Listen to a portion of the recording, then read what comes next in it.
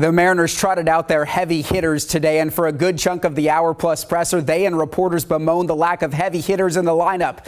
Chairman John Stanton was there. He watched from the back. Jerry Dipoto, Scott Service, and Justin Hollander trying to explain why their team missed the playoffs.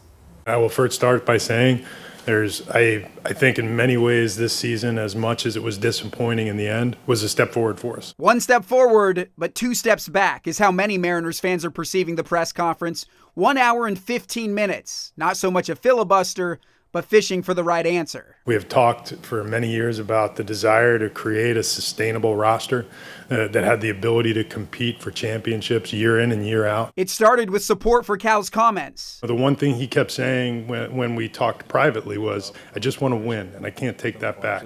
We all do. You know, sometimes you have to go out and you have to buy. But then push back on the value of splashy free agent signings. There are a number of teams that are I guess, evidence today that might not be the only way that you build a roster. And resistance to the idea that Seattle is stingy with spending. We have actually signed 3 of the top 40 contracts in baseball over the last 2 years with Robbie Ray and The Rock and with Julio. There was everything from why the Mariners couldn't hit the slider. Julio can crush the spin when it's in the strike zone.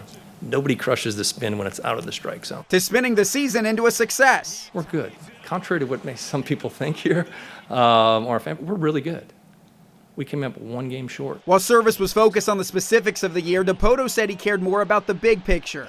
A 3rd year in a row of a win percentage over .540 sits well with him. I can't tell you what year we're going to win the World Series. I can tell you that if we win 54% of our games over the course of a decade, you're going to play in the World Series. His message to fans is that he's working as fast as he can. The narrative has been that we're pushing the patience of a fan base or of our support.